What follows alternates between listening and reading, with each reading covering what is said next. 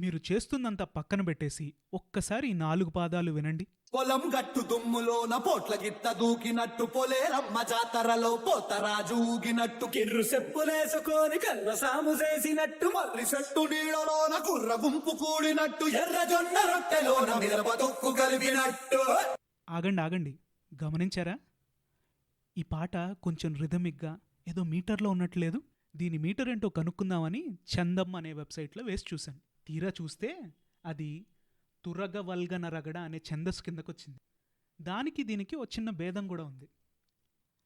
తురగవల్గన రగడ 6 పాదాలుంటే ఇది కేవలం 5 పాదాలే ఉంది. నమ్మటం లేదా? మీరే చూడండి ఈ గణ విభజన. చూసారా? మనకు తెలియకుండానే ఛందస్సు పాడే పాటల్లో భాగంగా ఉంది. భాషా పటిమ ఉన్నవాళ్ళు పదాలతో ఆడే ఆటలే ఇలా పాటలుగా మారిపోయాయి. అందుకనే భాషకు సంబంధించిన వ్యాకరణాన్ని బాగా నేర్చుకుంటే ఇలాంటివి చాలా చేయొచ్చు. మీరేమంటారు? మళ్ళీ ఇంకో కొత్త విషయంతో తెలుగు తుణుకల్లో కలుద్దాం. అప్పటిదాకా సెలవు.